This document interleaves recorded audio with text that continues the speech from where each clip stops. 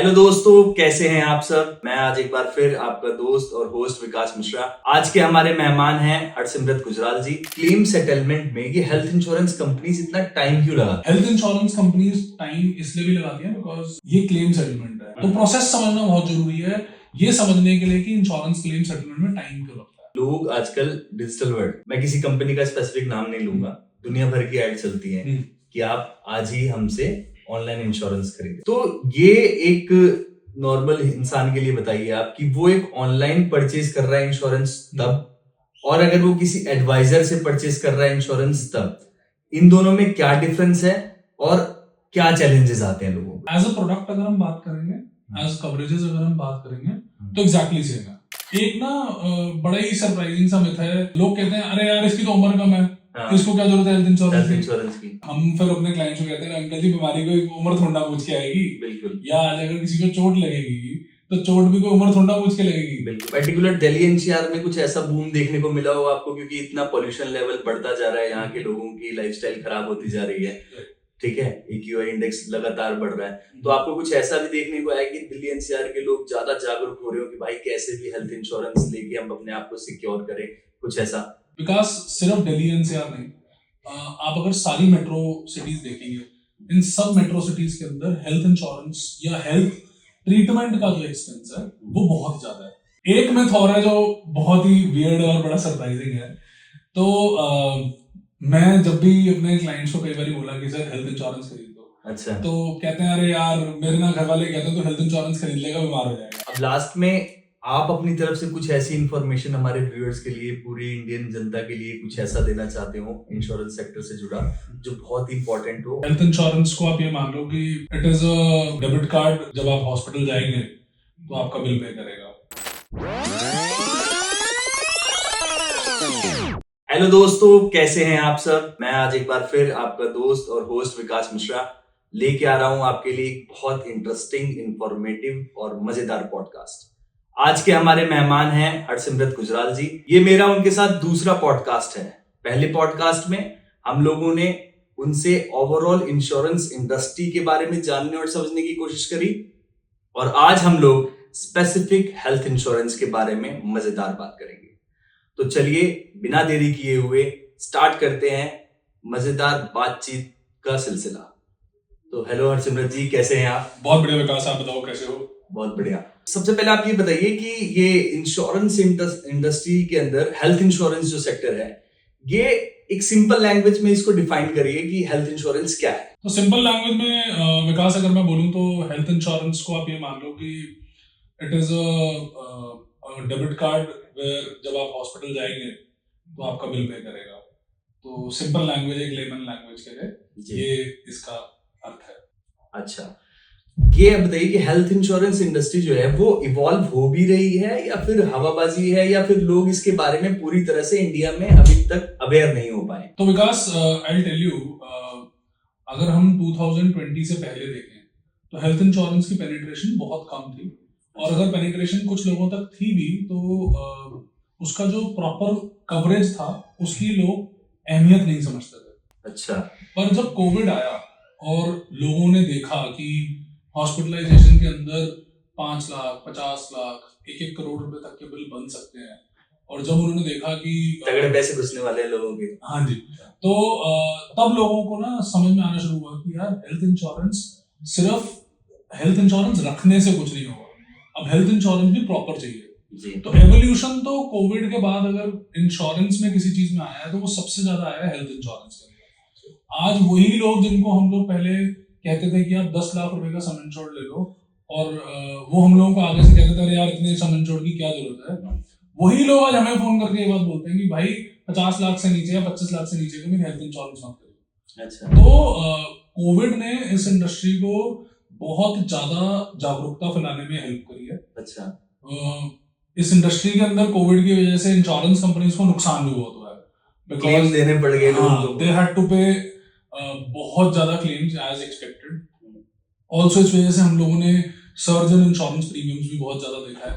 अच्छा। बहुत ज्यादा इंश्योरेंस प्रीमियम्स के अंदर मतलब ग्रोथ आई है एज कंपेयर टू, आप ये मान के सकते हो कि 10% से लेके 25% तक के इंश्योरेंस प्रीमियम्स लोगों के इंक्रीज हो गए हैं पोस्ट कोविड।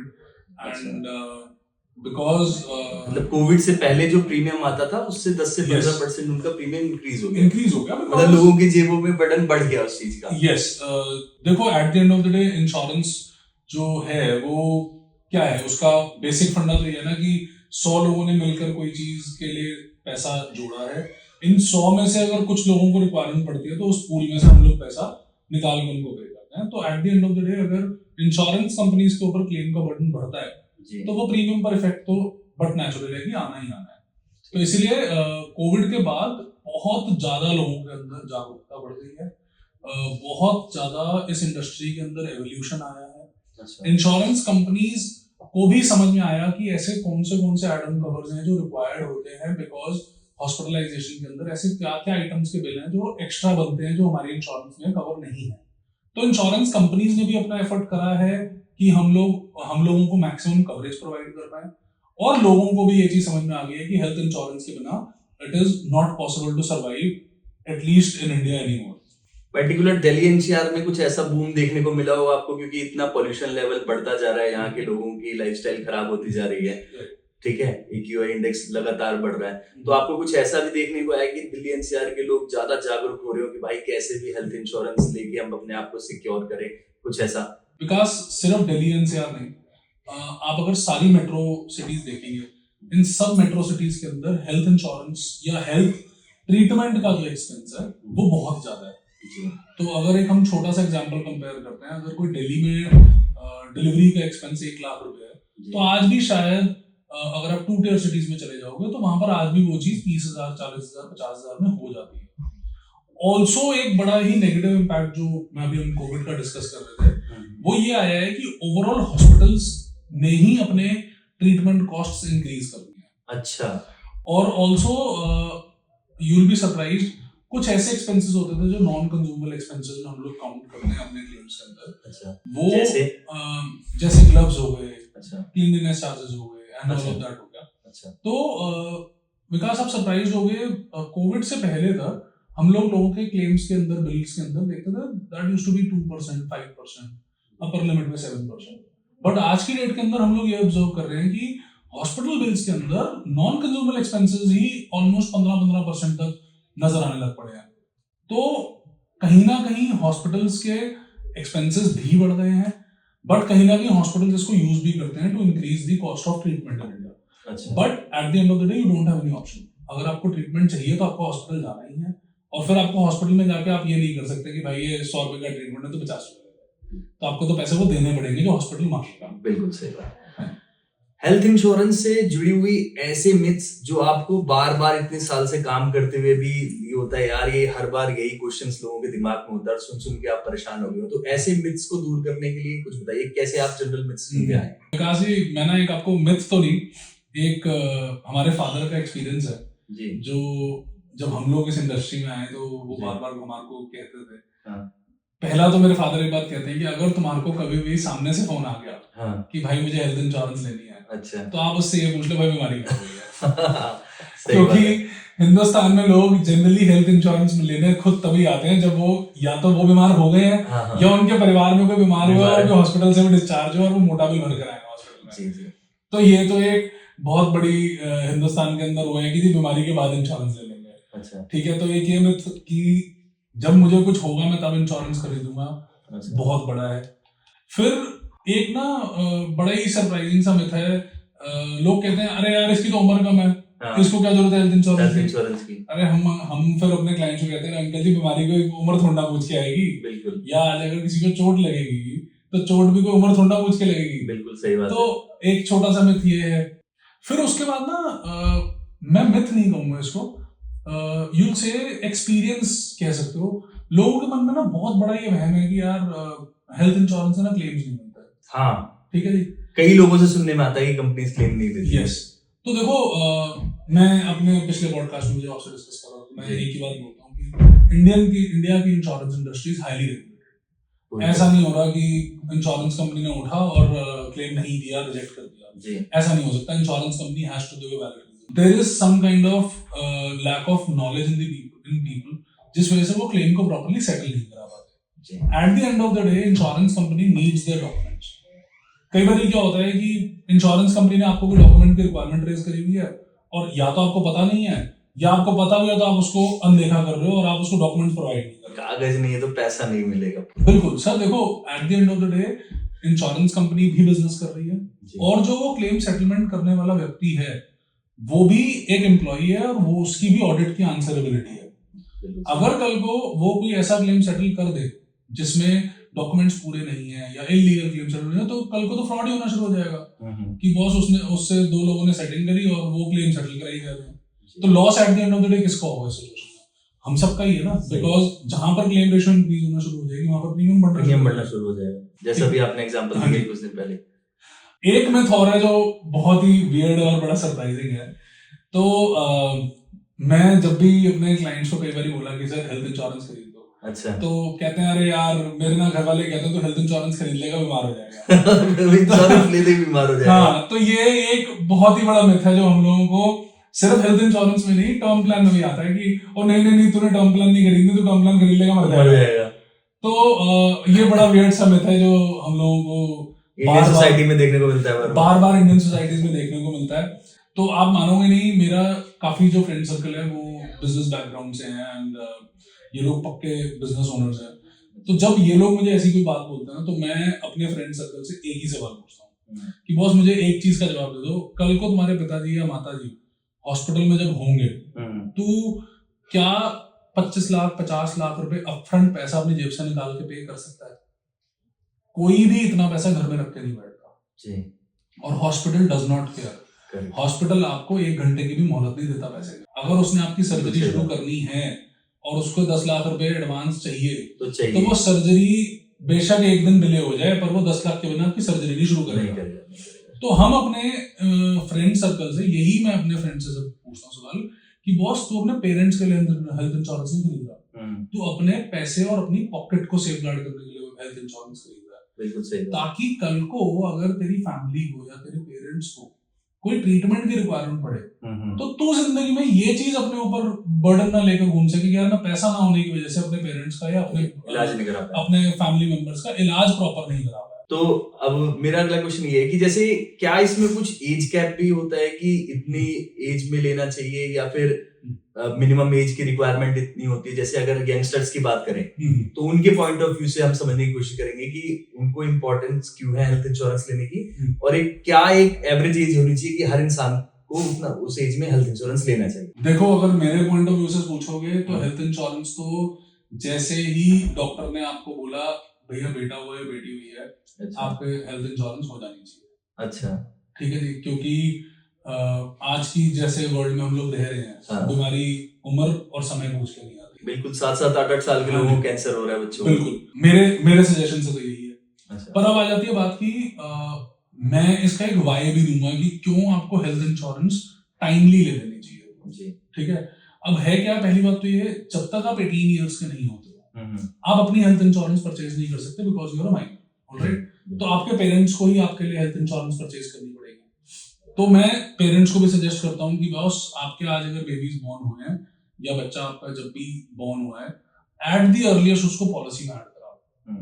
हम कुछ प्रोडक्ट्स ऐसे भी देते हैं जिनमें मैटरनिटी कवर के साथ होते हैं। उन प्रोडक्ट्स के अंदर हम बेबी को डे 1 से कवर करते हैं। अच्छा, तो बेबी जैसे ही बॉर्न हुआ हॉस्पिटल के अंदर अगर उसका नर्सरी का ट्रीटमेंट या इवन कई बार बेबी बॉर्न होता है तो जॉन्डिस होता है, उसके तक का ट्रीटमेंट हम लोग डे 1 से कवर करते हैं उन पॉलिसी। अच्छा, तो हम कुछ प्रोडक्ट्स बेबी बॉर्न होते के साथ ही यस जॉन्डिस भी होता है उसको, जैसे जनरली होता ही है बच्चों को, तो वो भी आप कवर करते हैं। तो वो भी हम कॉस्ट को फर्स्ट डे से कवर करवा के देते हैं। अच्छा, for the people whom we are at least insured. Okay, ठीक है। तो अब आ जाती है बात कि हेल्थ इंश्योरेंस टाइमली क्यों ले लेनी चाहिए जी। टाइमली हेल्थ इंश्योरेंस इसलिए लेने को हम सजेस्ट करते हैं बिकॉज कई लोगों को ये नहीं पता कि हेल्थ इंश्योरेंस के अंदर बहुत सारे वेटिंग पीरियड्स हैं। ओके, अच्छा, तो जैसे कि 3 तरह के जो वेटिंग पीरियड्स हैं, मैं उसको थोड़ा सा आप ब्रीफली इसको डिफाइन करेंगे। मैं ब्रीफली डिफाइन कर देता हूं because it is one of the most important parts before buying health insurance that someone should know.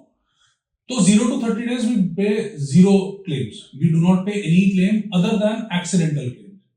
अगर 1 महीने के अंदर पॉलिसी लेने पर किसी इंसान के साथ कुछ होता है बीमारी वगैरह, तो उसको वो क्लेम नहीं मिलेगा until unless वो एक्सीडेंटल यस, अगर कोई हाँ। एक्सीडेंट से उसको चोट लगी है जी। तो yes we are liable to pay that claim, but otherwise 0 to 30 days we pay no claims.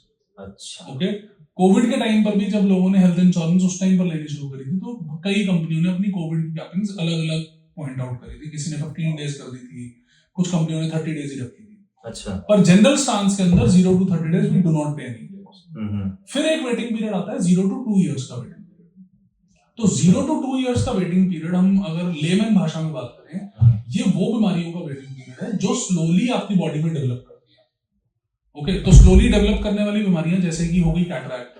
अच्छा। ठीक है, नी रिप्लेसमेंट्स कई बार हम लोग नहीं कवर करते हैं, कुछ पॉलिसीज में 2 years तक कवर नहीं करते हैं, कुछ पॉलिसीज में हम लोग 4 years तक कवर नहीं करते हैं। अच्छा। ठीक है, फिर आप हर्निया का ट्रीटमेंट जैसे हो गया, ENT treatments are not covered for 0 to 2 years। ऐसी बहुत सारी लिस्टेड बीमारियां हैं जो एज के साथ और स्लोली डेवलप होती हैं। Stone for example is not covered, तो बिकॉज़ ये 2 साल तक की ड्यूरेशन में हम नहीं कवर नहीं, और 2 साल के बाद अगर हो जाता है, 2 साल भी की cover प्रीमियम है। दे दिया और Yes. तीसरे साल से अगर उसको ये कोई प्रॉब्लम होती है तो ये चीजें कवर होंगी। बिल्कुल, हम उसको कवर करते हैं। अच्छा। तो प्रैक्टिकली एक हेल्थ इंश्योरेंस का 0 to 2 years तो वेस्टेशन पीरियड है। अच्छा, आप 100% तो कवर्ड ही नहीं हो ना 0 to 2 years में। बिल्कुल सही बात है। बट ये 0 to 2 years में कोई ऐसी बीमारी आ जाए, डेंगू आ जाए, जॉन्डिस आ जाए, लेट्स से कोई चोट की वजह से कोई सीवियर वो आ जाए, एक्सीडेंटल की वजह से कोई बीमारी आ जाए, गॉड फॉरबिड किसी को फर्स्ट 2 years में कैंसर डिटेक्ट हो जाए। अच्छा। ठीक है, अब यहाँ पर भी एक प्रॉब्लम है। कई लोग क्या करते हैं, जानबूझ के हाइड कर लेते हैं और इंश्योरेंस ले लेते हैं, क्योंकि 6-7 महीने के बाद सोचते हैं कि क्लेम डाल देंगे, but at the end of the day you have to prove the fact कि it was not detected before your policy was bot.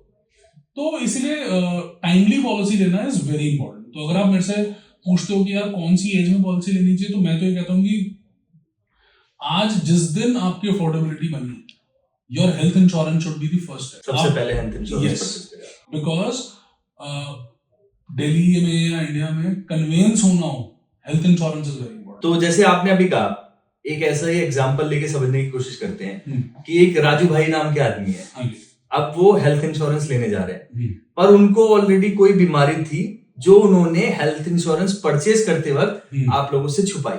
हाँ जी।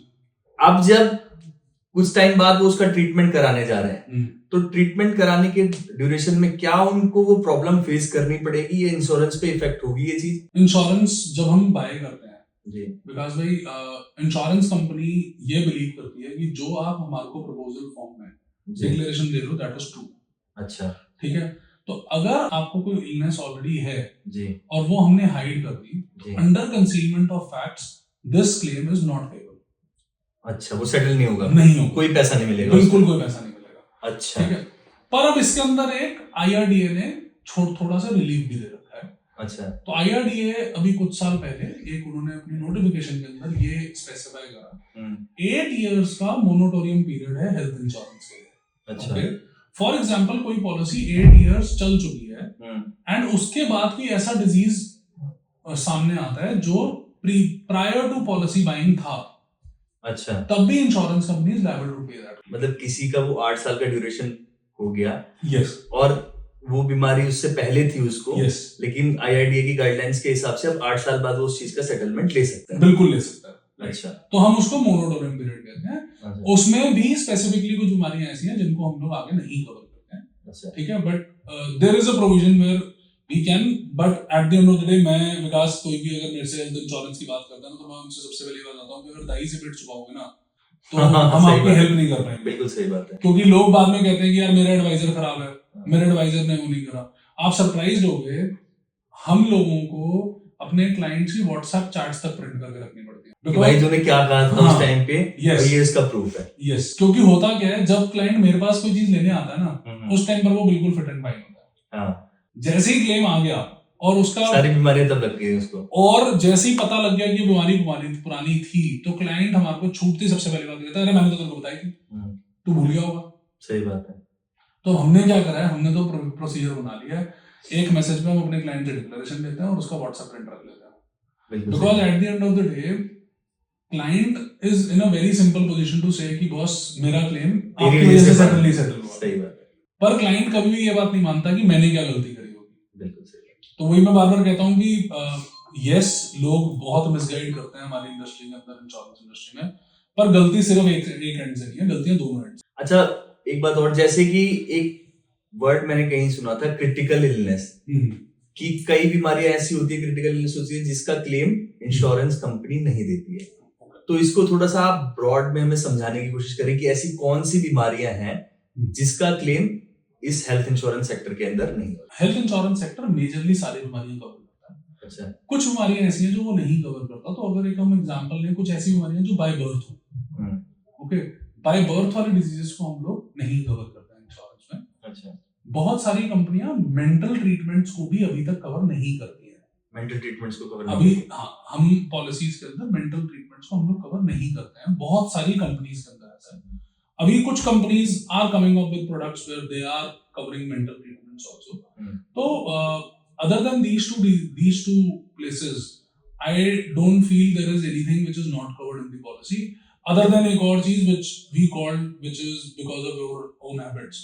तो आई होप विकास आप ये समझते हो कि इंश्योरेंस ये मानता है, आपने जब इंश्योरेंस ले ली है, आप उतने ही सावधान हो अपनी हेल्थ को लेके, अपनी किसी भी चीज को जिसको आपने इंश्योर कराया है उसको लेके, जितना आप तब होते हैं जब आपका इंश्योरेंस नहीं थी।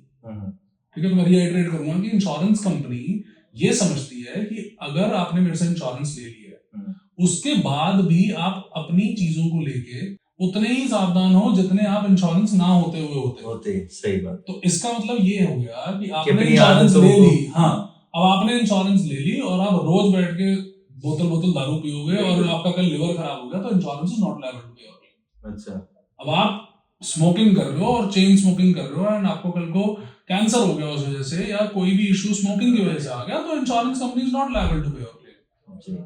ड्रिंक कर रहे थे, गाड़ी आके एक्सीडेंट कर दी, अब आप हॉस्पिटल में बैठो, 50 लाख रुपए का एक्सीडेंटल क्लेम है, इंश्योरेंस कंपनी नहीं देगी बॉस। तो इसका मतलब ये नहीं कि हमने हेल्थ इंश्योरेंस ले लिया तो हमें एक लाइसेंस मिल गया कि अब अपनी मनमानी कर सकते हैं अपने के साथ, और इलाज तो हमारा हो ही जाना है। राइट। तो ये चीजें हम लोग कवर नहीं करते हैं। और एक बहुत इंपॉर्टेंट चीज हम नहीं कवर करते हैं, वो है फैशन।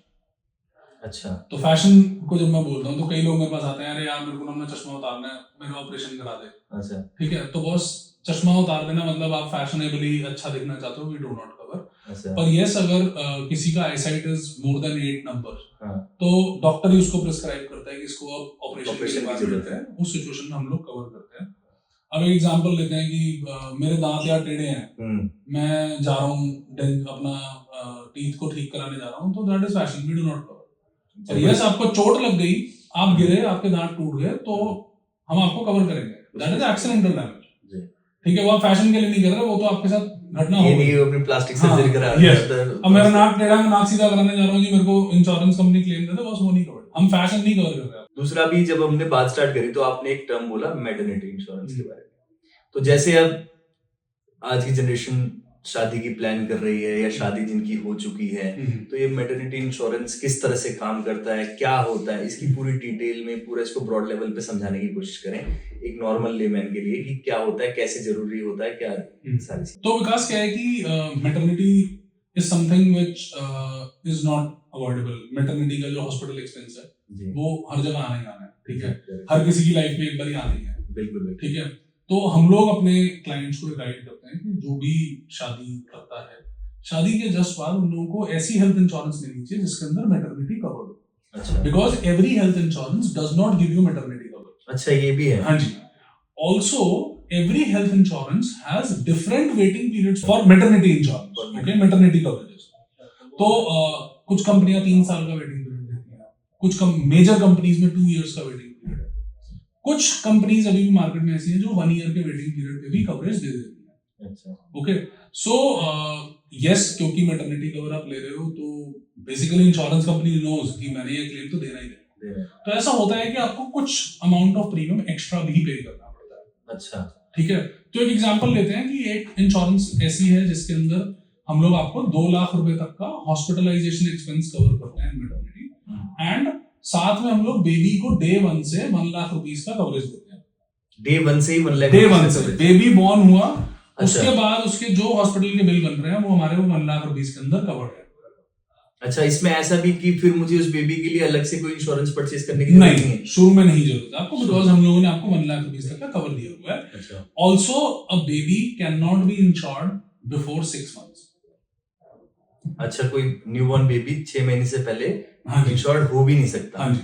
तो हम लोग उसके बाद ही इंश्योर करते हैं. हम जब उसको 6 months के बाद इंश्योर करेंगे तो हमारे को रिन्यूअल डेट पर जाके इंश्योर करना पड़ेगा.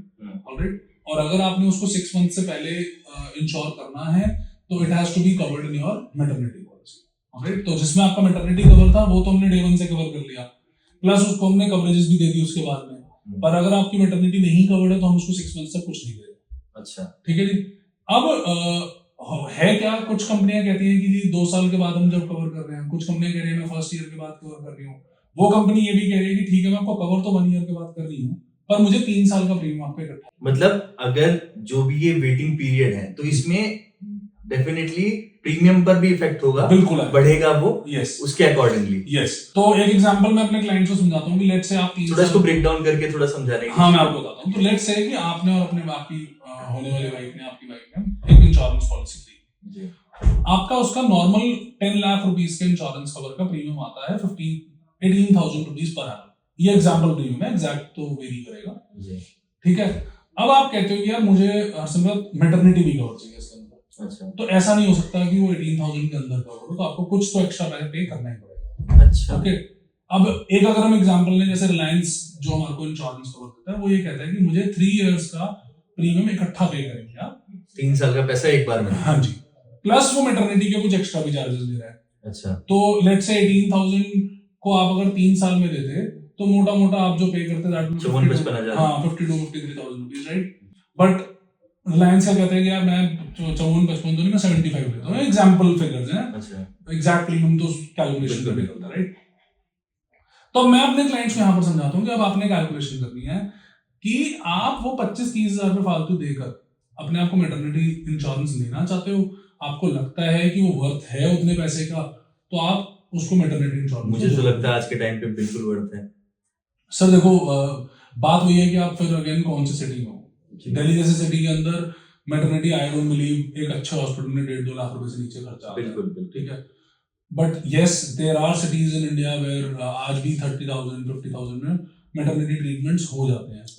अब ये थॉट प्रोसेस क्लाइंट का है, वो कहाँ रहता है, क्या उसका एक्सपेंस आ सकता है, किस टाइप का उसका कवरेज है, क्या उसका बजट है कि नहीं है उतना पैसा पे करवाने का. तो that all things are to be considered as well. तो फिर से एक एग्जांपल से समझने की कोशिश करेंगे. फिर एक राजू भाई का एग्जांपल लेते हैं कि उन्होंने हेल्थ इंश्योरेंस लिया. ठीक है. और उनकी शादी हुई तो वो मस्त लंदन में अपना हनीमून मनाने गए हुए. ठीक है. वहां घूम रहे हैं, सारी चीजें हैं. उस ड्यूरेशन में वहां उनका एक्सीडेंट हो जाता है. हाँ जी. तो उस केस में क्या वहां पर हेल्थ इंश्योरेंस एप्लीकेबल होगा उनके ट्रीटमेंट के लिए? सो इन बेसिक सिचुएशंस नहीं होगा एप्लीकेबल. अच्छा. बिकॉज अगर आप कहीं ट्रैवल कर रहे हैं, अच्छा, उस सिचुएशन के अंदर your travel policy will be applicable. Travel policy. Yes. अब मैं यहाँ पर भी एक बहुत बड़ा मिथ है जो लोगों का बर्स्ट करूंगा जी कि कुछ इंश्योरेंस पॉलिसीज ये कहती हैं कि हम आपको ग्लोबल ट्रीटमेंट कवरेज देते हैं. अच्छा. ठीक है. अब लोग इस चीज को ये गलतफहमी में ले जाते हैं कि ग्लोबल ट्रीटमेंट का मतलब, जैसे आपने ये सोचा कि राजू भाई तो ट्रैवल कर रहे थे लंदन, वहां पर चोट लगी तो जो हिंदुस्तान वाली उनकी इंश्योरेंस थी हेल्थ इंश्योरेंस, वो उनको क्लेम देगी. नहीं. बेसिक सिचुएशंस में नहीं देगी. ऑलराइट. तो राजू भाई जब ट्रैवल करेंगे उनको अपनी ट्रैवल इंश्योरेंस लेके जानी होगी. अच्छा. ट्रैवल इंश्योरेंस के अंदर उनका सारा हेल्थ का ट्रीटमेंट हम लोग वहां पर कवर करेंगे. अगर उन्होंने ट्रैवल इंश्योरेंस परचेज किया हुआ है तो फिर ये हेल्थ इंश्योरेंस वहां पर एप्लीकेबल हो सकता है. ये भी राजू भाई को जाने से पहले लेनी पड़ेगी. ये नहीं कि वहां जाकर सोच रहे हो ट्रैवल इंश्योरेंस खरीद लेते हैं. ठीक है. तो पहले अगर वो लेकर जाएंगे तो हम कवर करेंगे. अच्छा. You will be surprised not only his hospital treatment, but if in case he has to come back early from his trip, his ticket costs.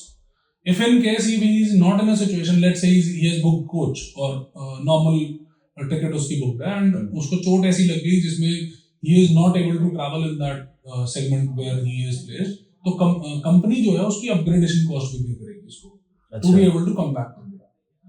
God forbid कोई ऐसी सिचुएशन हो जाती है कि he passes away there, हम लोग उसकी family को यहाँ से जाने का, उसके मॉडल रिमेन्स को वापस लाने का तक एक्सपेंस आपको हेल्थ इंश्योरेंस ट्रैवल इंश्योरेंस आपका पे कर देगा. पर अभी कुछ ट्रैवल हेल्थ इंश्योरेंसेस ऐसी हैं जो ग्लोबल कवरेज में ये कहती हैं कि अगर आपने 1 करोड़ रुपीज या 2 करोड़ रुपीज से ऊपर का सम इंश्योर्ड दिया हुआ है हेल्थ इंश्योरेंस में, तो हम आपका ट्रैवल भी कवर करेंगे।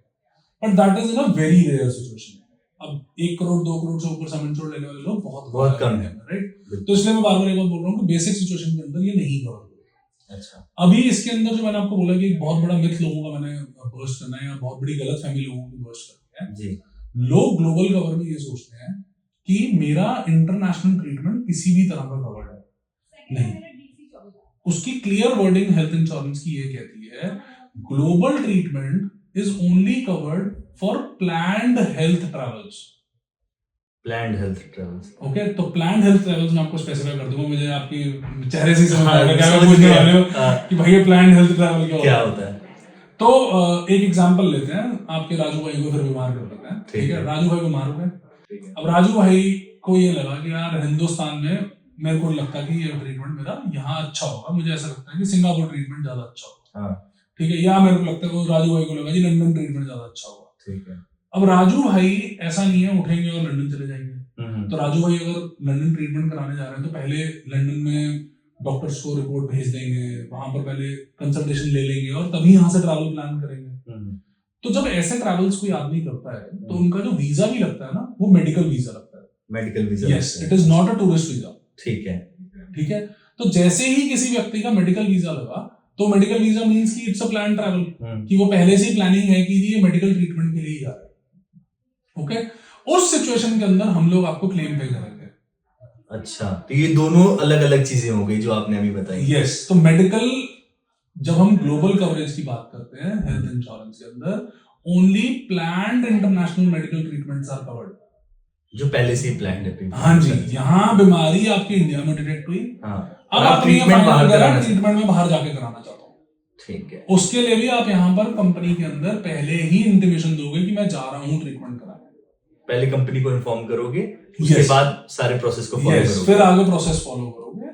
उसमें भी कुछ सिचुएशन में हम लोग ऐसा हो सकता है कि शायद कैशलेस भी कवर कर दें। अच्छा, पर मेजर सिचुएशंस के अंदर रिइंबर्समेंट ही पेमेंट होती है इसके अंदर। तो आप पहले वहां से ट्रीटमेंट करा के वापस आइए, फिर हमारे को सारे बिल सबमिट करिए, फिर हम आपको सेटलमेंट करेंगे। पैसा लगाया, फिर बिल रेज किया, फिर यस, मेजर सिचुएशंस में ऐसा ही है। अच्छा, आज मैं अपने एक दोस्त से फोन पे बात कर रहा था, तो उसका एक ऐसे ही जनरल क्वेश्चन था कि यार ये क्लेम सेटलमेंट में ये हेल्थ इंश्योरेंस कंपनीज इतना टाइम क्यों लगाती है। तो विकास देखो क्या है कि हेल्थ इंश्योरेंस कंपनीज टाइम इसलिए भी लगाती है बिकॉज ये क्लेम सेटलमेंट है, बहुत लेट अप्रूवल आता है कई बार, और इस चक्कर में किसी के घर में कोई बीमार है, कुछ है, और वो उसको एडमिट नहीं करा पा रहा है, कुछ नहीं, वो बेचारे परेशान होते हैं। तो इस पे थोड़ा सा अब मैं आपको समझाता हूँ। देखो क्या है Vikas ji, we all have to understand कि आपने इंश्योरेंस खरीद ली का मतलब ये नहीं है कि someone is always waiting for you to आप मेरे को फोन करोगे और मैं फटाफट आपको क्लेम अप्रूव कर दूंगा, राइट।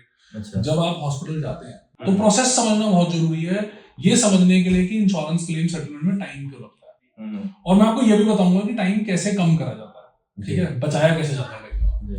तो 2 तरह के ट्रीटमेंट होते हैं विकास जी। एक ट्रीटमेंट ये होता है इमरजेंसी ट्रीटमेंट। इमरजेंसी ट्रीटमेंट में ये हुआ, आप और मैं बैठे हैं, किसी रीजन से मेरे में से किसी में से भी हमको हॉस्पिटल जाना पड़ गया, ऑल ऑफ अ सडन तबीयत खराब हुई, या सड़क पर चल रहे थे एक्सीडेंट हो गया, या गाड़ी में जा रहे थे एक्सीडेंट हो गया, और ऑल ऑफ अ सडन हम हॉस्पिटल गए। इस इमरजेंसी सिचुएशन के अंदर जब आप हॉस्पिटल पहुंचे, पहले जब तक आपका डॉक्टर ने टेस्ट करा, सब कुछ करा, उसने आपको ये प्रिस्क्राइब करा कि आपको एडमिट होना पड़ेगा इस ट्रीटमेंट के लिए, तो अब ये क्या है, प्रोसेस में टाइम लग रहा है सारे। अभी तक हेल्थ इंश्योरेंस का तो प्रोसेस शुरू ही नहीं हुआ, राइट। अब जब हॉस्पिटल ने आपको एडमिशन की वो दे दी, कंफर्मेशन दे दी कि एडमिशन की जरूरत है, अब आपका अटेंडेंट या आपका जो भी आपके साथ था वो व्यक्ति हॉस्पिटल के टीपीए डेस्क पर जाएगा, ठीक है। तो टीपीए डेस्क हर हॉस्पिटल में होता है जहाँ से क्लेम सेटल होते हैं।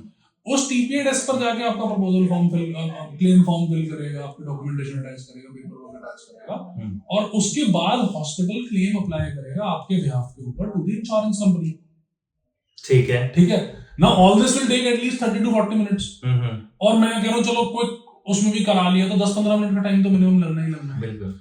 अब आप समझिए जब यहाँ से इंश्योरेंस कंपनी के पास कोई क्लेम के लिए फाइल देगी, इंश्योरेंस कंपनी में भी किसी डॉक्टर को पढ़ना पड़ेगा उसको समझने के लिए कि क्या इसमें एक्चुअल में हॉस्पिटलाइजेशन की जरूरत है, अच्छे से गो थ्रू करेगा फाइल को पहले। बिकॉज़ प्रॉब्लम क्या है, हिंदुस्तान में कोई भी चीज बनती बाद में उसका फ्रॉड पहले निकल जाता है, सही कह रहे हो आप बिल्कुल, है ना।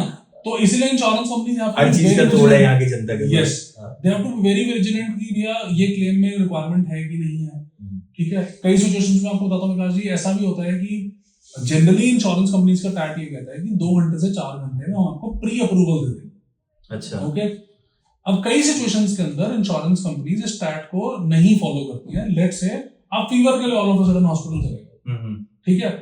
पीछे हमने ऐसे भी फ्रॉड्स देखे हैं कि हॉस्पिटल्स ने फेक एडमिशन शो कर दिए, पेशेंट हॉस्पिटल आया ही नहीं, उसको फीवर का एडमिशन शो करके ट्रीटमेंट करा रहे हैं, राइट। तो अब क्या है उस सिचुएशन के अंदर इंश्योरेंस कंपनी जहां पर उनको डाउट हो जाए कि यार ये थोड़ा सा डाउटफुल एडमिशन है, वहां इंश्योरेंस कंपनी ऐसा भी होता है कि एक व्यक्ति को भेजेगी हॉस्पिटल। अब उनका कोई व्यक्ति हॉस्पिटल आएगा, पहले अलाइन होगा, फिर वो वहां से आपको मिलने आएगा, तो 6-7 घंटे का प्रोसेस तो ये भी मिनिमम है, विजिट करके वो सारी इंक्वायर करेगा। अब वो इंक्वायर करेगा, तो देखिए 2 घंटे से 4 घंटे तो मिनिमम टैट है। अच्छा, डाउटफुल कैटेगरीज में 6-7 घंटे का तो विजिट वाला टैट हो गया। अब वो सर्वेयर जाकर अपनी रिपोर्ट सबमिट करेगा, तब जाके आपको क्लेम का अप्रूवल आएगा, राइट। ये सिचुएशन होगी इमरजेंसी की। अच्छा, अब मैं अपने क्लाइंट्स को सेकंड सिचुएशन के लिए पहले से ही ट्रेन करता हूँ, या मतलब उनको गाइड करता हूँ कि कैसे आपने क्लेम करना है। तो कुछ ट्रीटमेंट्स ऐसे होते हैं जो वेल प्लान्ड होते हैं।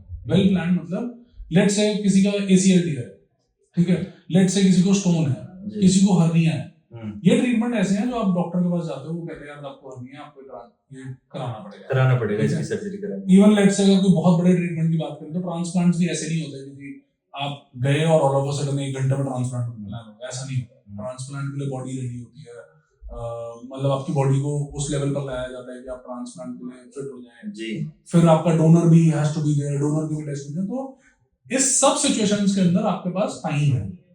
आज आपको हॉस्पिटल ने बोला कि आपको एडमिट होना पड़ेगा, आप 7 डेज प्रायर अपना प्री अप्रूवल क्लेम अप्लाई कर सकते हैं।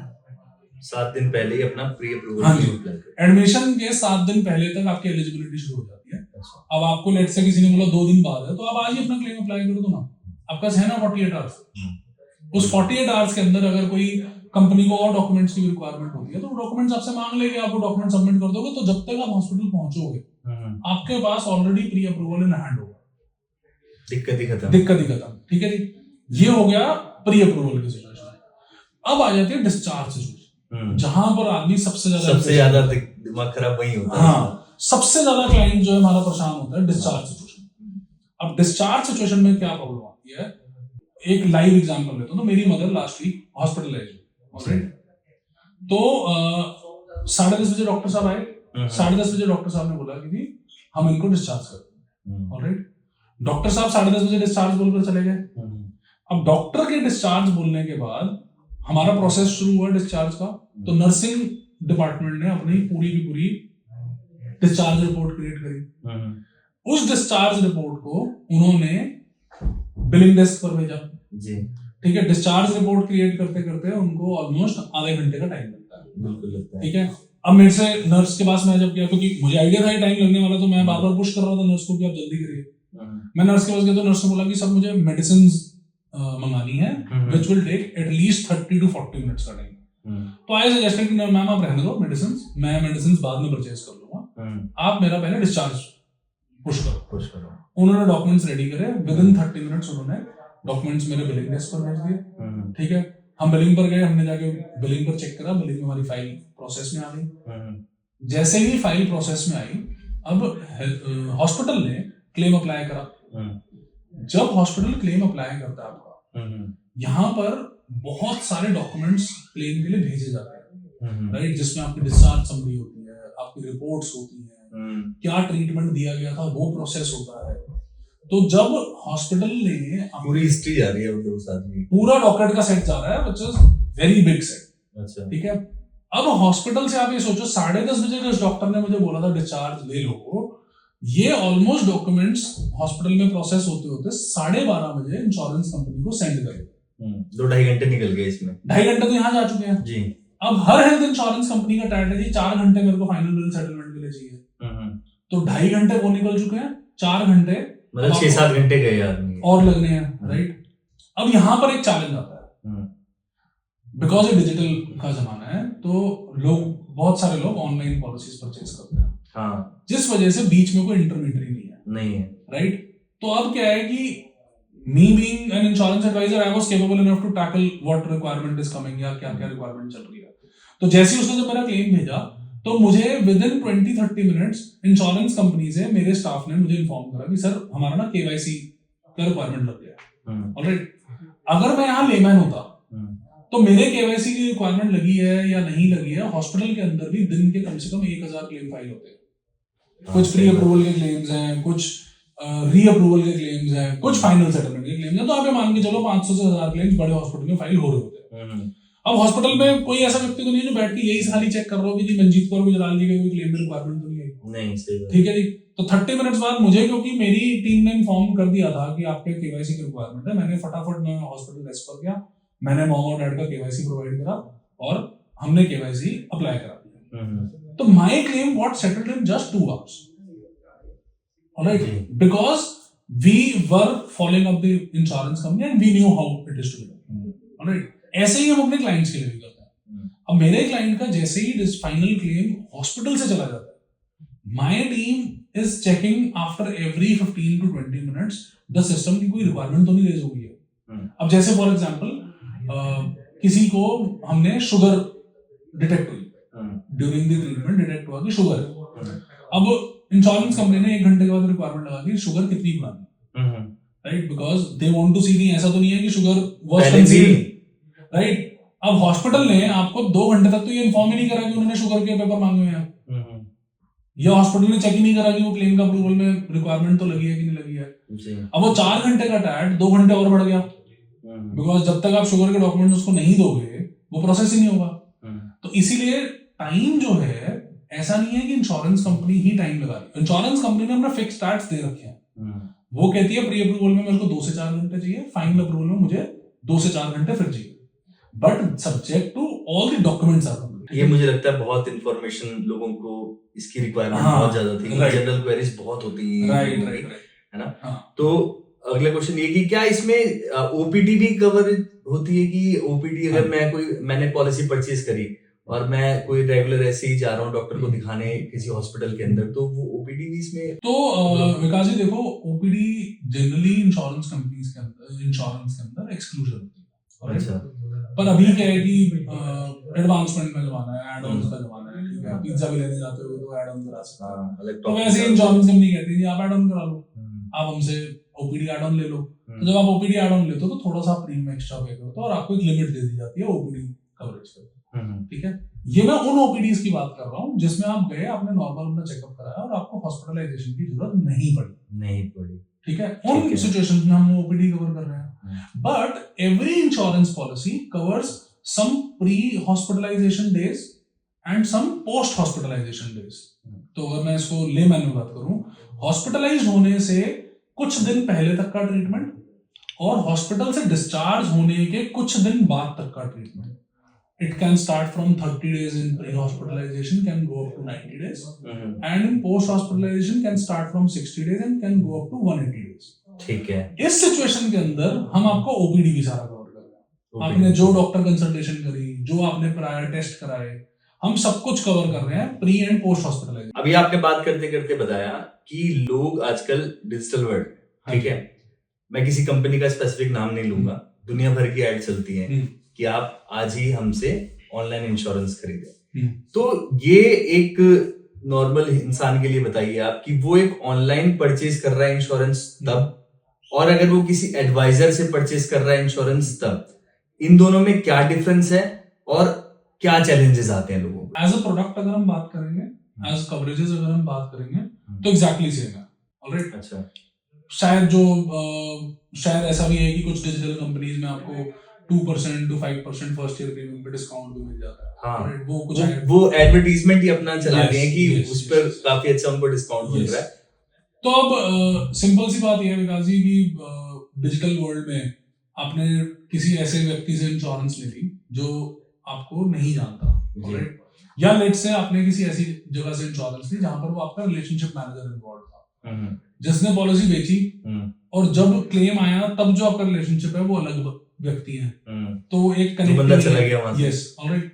ऑल्सो क्या आप ऐसी सिचुएशन में हो जब आप हॉस्पिटल में हो तो क्या आप ऐसी सिचुएशन पे हो कि आप waiting, you are on wait, your call will be connected in 1 minute, your call will be connected in 2 minutes, सही बात क्या आप उस सिचुएशन में हो?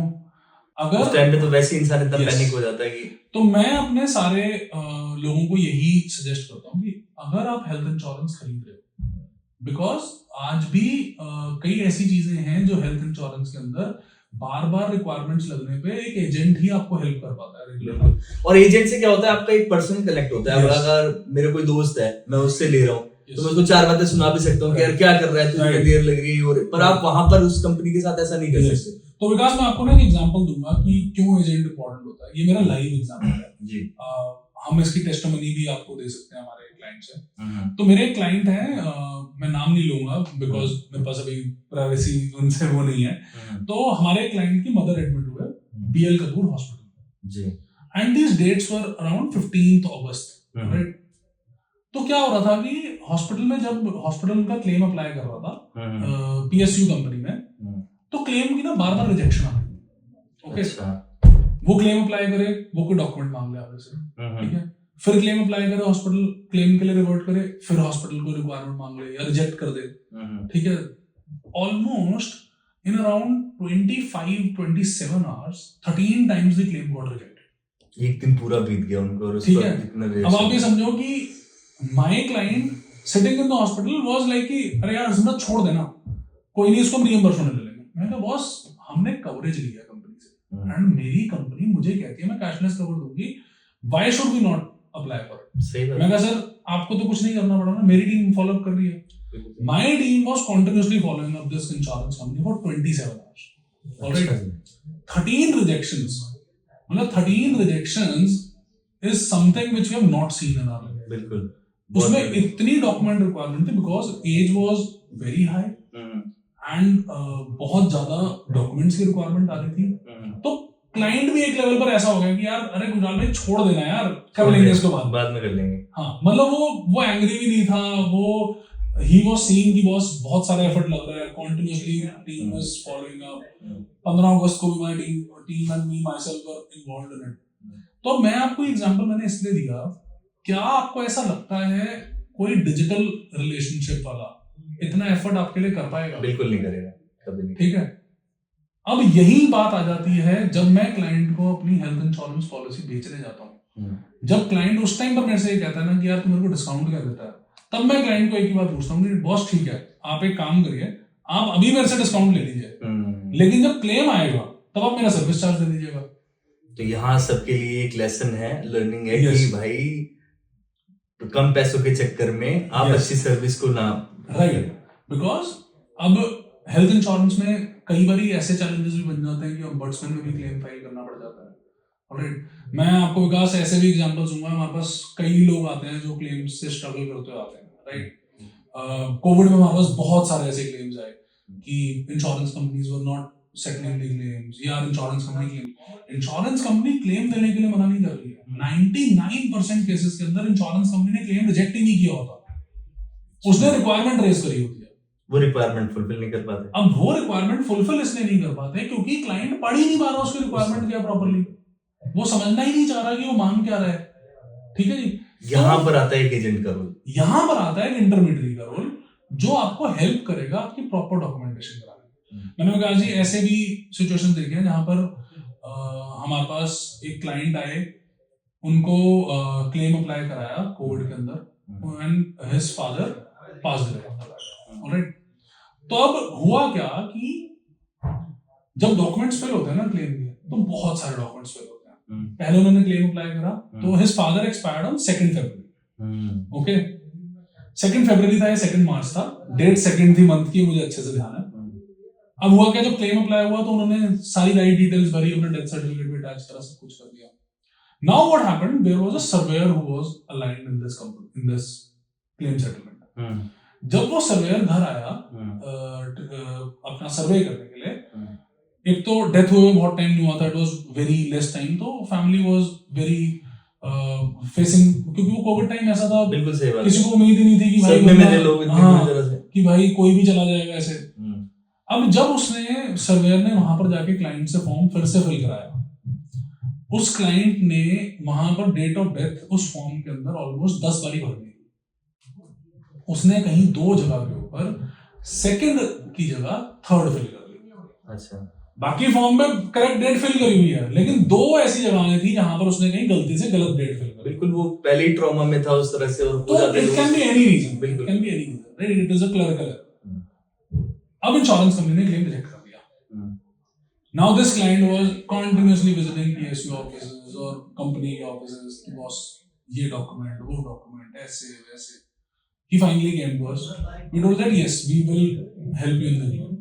But then again, we will also need some service charges because now our expertise is involved.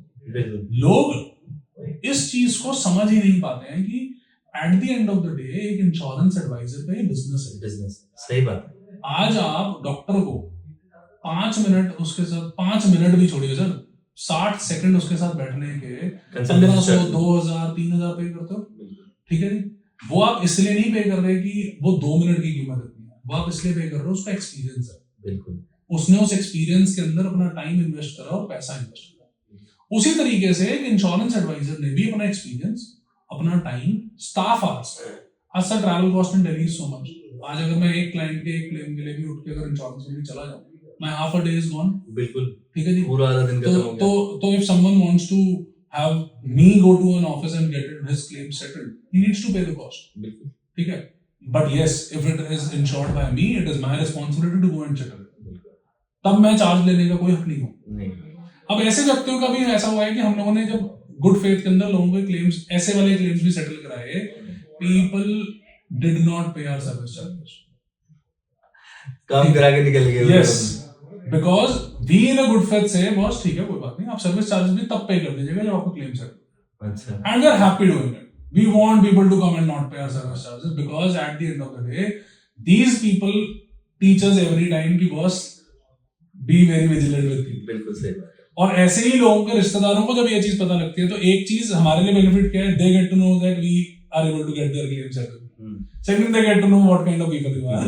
सही बात है। ठीक है, तो ऐसे ठीक है बॉस, मेरी किस्मत में जो है ना वो कोई ले जा नहीं सकता, और जो मेरी किस्मत में नहीं है वो मुझे कोई लाके नहीं सकता। बिल्कुल सही बात। तो इसीलिए एक इंटरमीडियरी बहुत इंपॉर्टेंट है, at least claim settlement for any kind of insurance. ठीक है, जनरल मिस्टेक्स लोग क्या करते हैं कि इंश्योरेंस परचेस करते हुए, जो आप कॉमन मिस्टेक्स देखते हैं वो लोगों के परचेस करने की डिसीजन।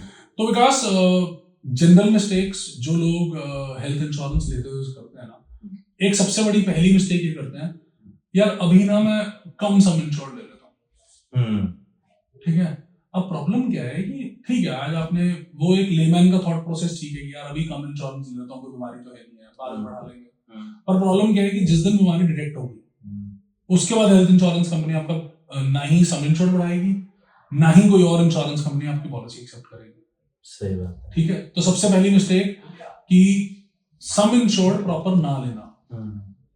आज मेरा ये मानना है, अगर आप दिल्ली जैसे शहर में रहते हो और आपके पास अगर 15 से 20 लाख रुपए की हेल्थ इंश्योरेंस नहीं है तो आप बड़े ट्रीटमेंट्स के लिए रेडी नहीं हो। बिल्कुल सही बात। ठीक है जी, बड़े ट्रीटमेंट्स के लिए अगर आपने रेडी हो ना तो मिनिमम 15 से 20 लाख रुपए चाहिए, राइट? तो एक मिस्टेक ये हुई कि भाई मुझे जरूरत नहीं है। सेकंड मिस्टेक ये हो जाती है कि लोग ना डिक्लेरेशन नहीं देते प्रॉपर्ली। अब एक एग्जांपल है, आजकल क्या होता है, फ्रैक्चर होता है तो लोगों को रॉड डल जाती है। ठीक है, अब रॉड में क्या सिचुएशन होती है कि rod after few months, years और some span has to be removed again. बिल्कुल, वो निकालनी होती है बॉडी से।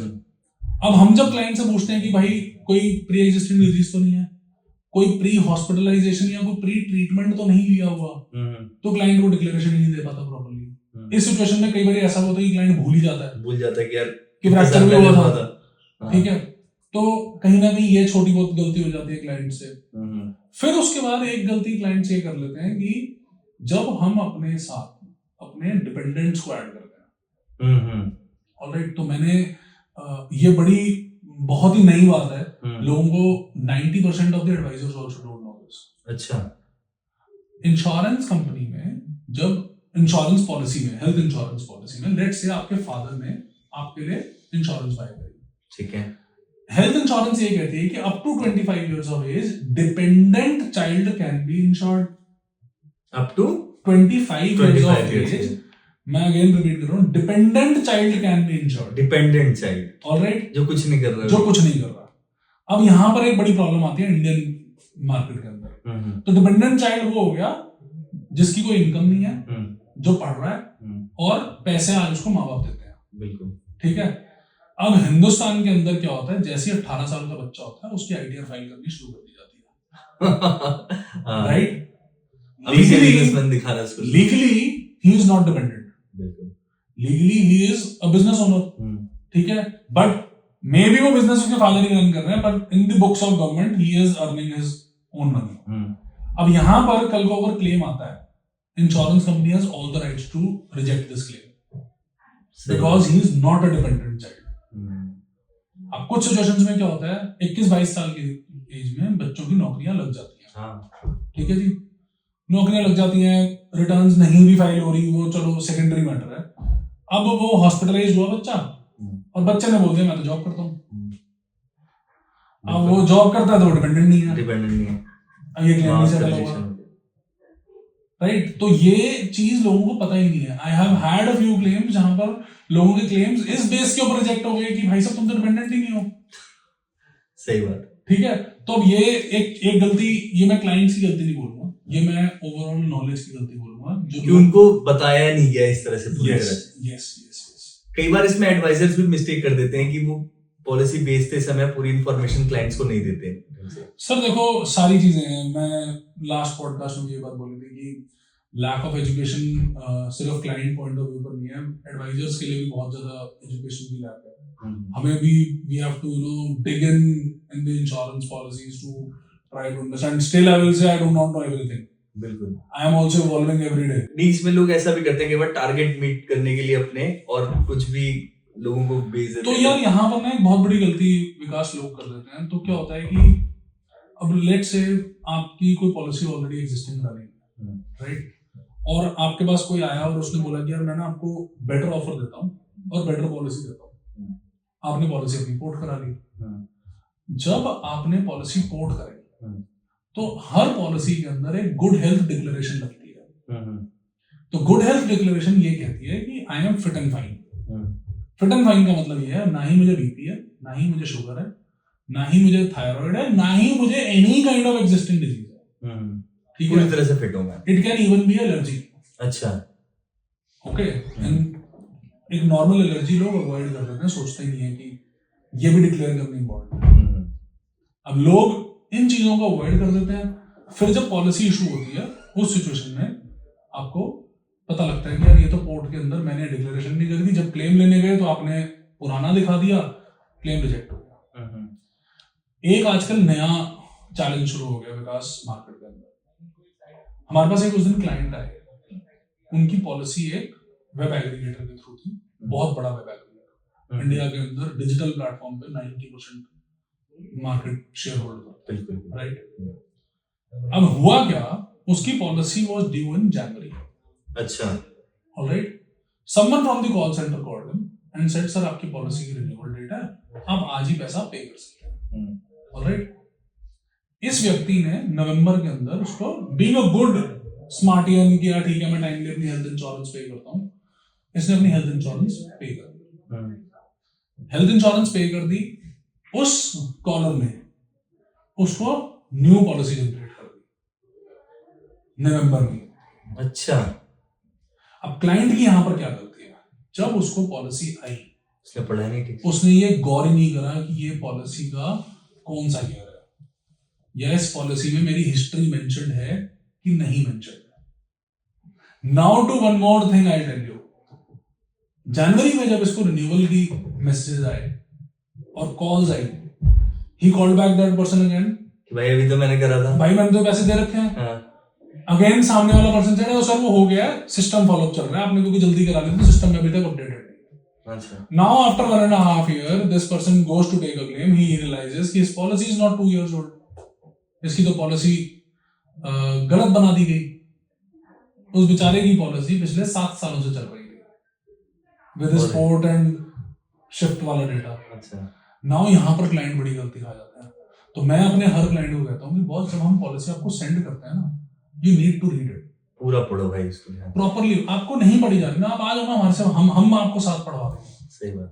गलती आज रिजॉल्व हो सकती है, क्लेम आने के बाद कोई गलती रिजॉल्व नहीं हो सकती।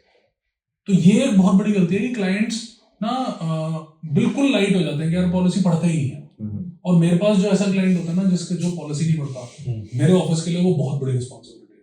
बिल्कुल, वो बहुत बड़ा चैलेंज है, क्योंकि वहां गलती हुई ना, दिक्कत करेगा। अगर उस पॉलिसी में गलती हुई ना, वो क्लाइंट जिंदगी भर के लिए खराब हो जाता है। बिल्कुल सही बात। और फिर eight the end of the day someone is trusting me so much, जैसे मैंने लास्ट टाइम भी बोला कि यार बहुत ज्यादा लोगों का फेथ होता है हमारे ऊपर, तो हम गलती कर भी नहीं सकते। अच्छा, जैसे अगर मान लो कोई 20 साल की उम्र में पॉलिसी लेता है, उसने 5 लाख 10 लाख की पॉलिसी ली, अगर वो आने वाले 1-2 साल में जब वो 22, 23, 24, 25 का हो रहा है, तो क्या ऐसा भी हो सकता है कि उसको टॉप अप करा सकता है, वो पॉलिसी का 10 लाख से 15 लाख या 20 लाख हो सकती है? On every renewal there is a मतलब possibility to increase your sum insured. अच्छा।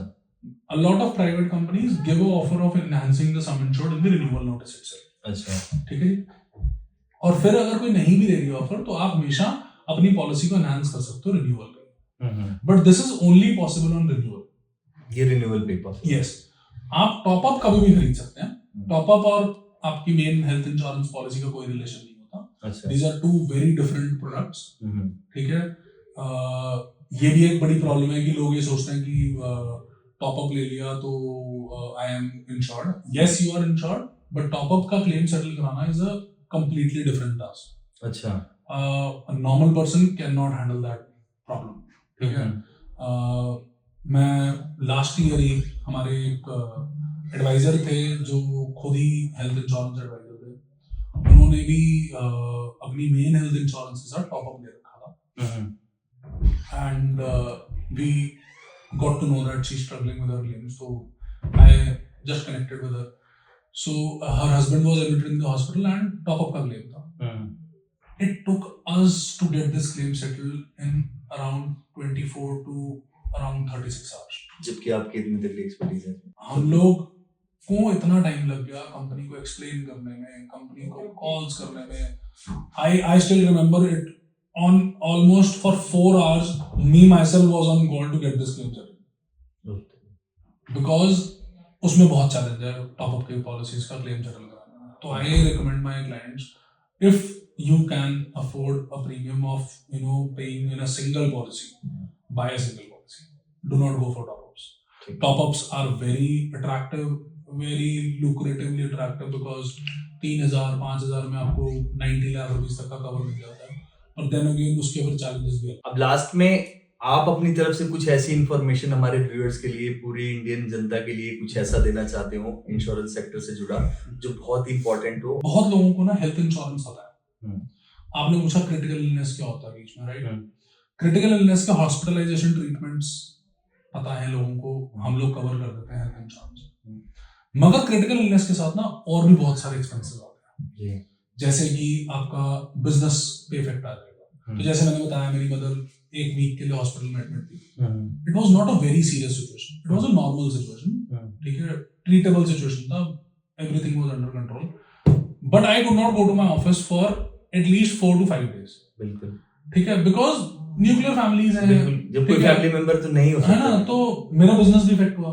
I was lucky, I have my team, my wife also handles my business, so she was looking into it, she was handling her home also, she was looking at the business also, पर business तो impact हुआ भाई। बिल्कुल, overall होता ही impact, right? तो जब critically कोई इल हो जाता है ना व्यक्ति, जहां पर prolonged hospitalisations, prolonged treatments, health insurance में क्या है कि आपके हॉस्पिटलाइजेशन के ट्रीटमेंट्स वगैरह हम लोग पे करते हैं, राइट? पर होता क्या है, अगर कोई क्रिटिकल इलनेस हिट कर जाए तो other than hospitalisation treatments a lot of more expenses come. बिल्कुल। तो जैसे मैंने आपको बताया कि लास्ट वीक में मोहम्मद एडमिट, ओके, तो वो कोई क्रिटिकल इलनेस नहीं थी and situation was also very stable, ऐसा कुछ नहीं था कि कोई इमरजेंसी सिचुएशन है। बट मैं ऑलमोस्ट 1 वीक तक अपने ऑफिस प्रॉपर्ली जा नहीं पाया, because I was involved with going to the hospital and coming back and all of that. तो होता क्या है कि सिर्फ और सिर्फ आपका एक्सपेंस नहीं हो रहा होता टू योर ट्रीटमेंट, बट आपकी बिजनेस इनकम के भी लॉस हो रहा है। ठीक है, तो इस वजह से मैं सभी को सजेस्ट करता हूँ कि आप एक क्रिटिकल इलनेस प्रोडक्ट भी अपना साथ में परचेज करें, which in case अगर कोई critical illness detect हो तो आपको over and above hospitalization treatment आपको एक पैसा पे करना, बिल्कुल राइट। तो अब एक आपको मैं एग्जांपल देता हूँ, एक बहुत ही यूनिक प्रोडक्ट है मार्केट में जो बहुत कम लोगों को भी आइडिया है। तो this is a product which helps you to insure all your critical illnesses, जैसे मैंने बताया critical cover, also give you a support of over and above hospitalization expenses. So for example, the policy that I have bought for myself, if in case me, my wife or my son goes under any kind of surgery, we will be paid up to 25 lakh rupees of claim in that product, right? Or God forbid any critical illness is detected, then also we are eligible for a claim of up to 25 lakh rupees into that. बिल्कुल। Now the best part about this product is that this product is accumulating my wealth for my future health treatments or health expenses as well. So for example, in 5 years, I will pay around 20 lakh rupees, 22 lakh rupees to the insurance company. And when I will be around the age of 60, all right, there will be accumulated wealth of somewhere around 1.5 crore rupees for me. मतलब जब इंसान retire हो रहा है, yes, तो उसको tension नहीं है कि वो पॉलिसीज कैसे पे करेगा, क्योंकि 1.5 करोड़ रुपया वो एक्यूमुलेट हो चुका है इस पॉलिसी में। एक्यूमुलेट हो चुका है जी। अब इस पॉलिसी ने मेरे लिए इतना फंड एक्यूमुलेट कर देना है कि कल को अगर I am not in a situation कि मैं इतने पैसे नहीं कमा पा रहा हूँ कि अपनी हेल्थ इंश्योरेंस के पैसे दे पाऊँ, तो मैं यहाँ से पैसा निकाल के हेल्थ इंश्योरेंस पे कर सकता हूँ। बिल्कुल। सेकेंडली, अगर कोई ऐसे एक्सपेंसेस आ गए जो हेल्थ इंश्योरेंस में कल को टर्म्स में कुछ चेंजेस आए या नहीं कवर कर रही है कोई एक्सपेंसेस, तो मैं वो कर सकता हूँ। मैं कहता हूँ चलो हेल्थ का एक्सपेंस नहीं भी करना, मेरा मन है मैंने घूमने जाना है, रिजुविनेट होने जाना है, तो मैं उस पैसे को कहीं भी यूज कर सकता हूँ। मतलब वो मेरा पैसा है, मैं उसको जैसे मर्जी वैसे यूज कर सकता हूँ। राइट। ये पॉलिसी लेके मेरा वो 1.5 करोड़ रुपया भी इकट्ठा हो गया एक तरह से। ऐसे भी एवोल्यूशनरी या revolutionary products are in the market that we help our clients to buy, and मैं तो सजेस्ट करता हूँ if someone has good budget for investing on their health future insurances, so they should do it, because the costs start from 25,000-30,000 rupees and goes up to whatever your budget is. So this is one of the important things I suggest my clients to buy now. Alright, so first and foremost was health insurance is something which cannot be skipped. आप 1 साल के हो, आप 70 साल के हो, आप 60 साल के हो, health insurance is very very important. ये सबसे इम्पोर्टेंट। तो मतलब आप ये सोचो कि मेरे पेरेंट्स की हेल्थ इंश्योरेंस मैं क्यों पे करूंगा, तो बॉस ये बड़ी क्लैरिटी है कि कल को अगर आपके पेरेंट्स को कोई हॉस्पिटलाइजेशन की रिक्वायरमेंट पड़ जाए, पैसा आप नहीं देना। आप जाके पापा को आईसीयू में ये नहीं पूछोगे पापा पैसा कहाँ से, बिल्कुल सही बात। ये नहीं पूछोगे पापा अपने नेट बैंकिंग का पासवर्ड देना, ठीक है, सही बात है। तो वो बड़ा मतलब क्रिटिकल सिचुएशन बन जाती है फैमिलीज के अंदर, जहाँ पर हेवी ट्रीटमेंट कॉस्ट्स आ जाती हैं ऑल ऑफ अ सडन। सो एक कहावत भी है बहुत बढ़िया, you are just one accident away from being poor. सही बात है, बिल्कुल true. I have seen accidents where people ended up spending 70 lakhs, 60 lakhs, even up to crores to get their relatives or their loved ones. एक middle class family की पूरी savings चली गई सारी जिंदगी। तो इसलिए मैं वही बार बार सबको सजेस्ट करता हूँ कि health insurance is the most important part in your financial planning journey. अगर आपकी health insurance is not in place, then there is something very wrong with the financial planner that is suggesting you with your finance. Thank you so much. आज आपसे जुड़ के बहुत सारी informative चीजें जानने को मिली, जो कि हमारे व्यूअर्स के लिए बहुत यूजफुल होने वाला है। जो हेल्थ इंश्योरेंस ले चुके हैं या लेने वाले हैं उनके लिए भी बहुत सारा इंफॉर्मेटिव कंटेंट मिला आपको, तो उसके लिए बहुत बहुत धन्यवाद आपका। तो गाइज, आज बहुत इंटरेस्टिंग पॉडकास्ट हुआ हमारा, तो प्लीज ऐसे ही और आगे पॉडकास्ट देखने के लिए हमारे चैनल से जुड़े रहें और इंश्योरेंस सेक्टर की हर एक छोटी से बड़ी खबरों को जानने के लिए गुजराल इंश्योरेंस के पेज को फॉलो करें। Thank you so much. Thank you so much.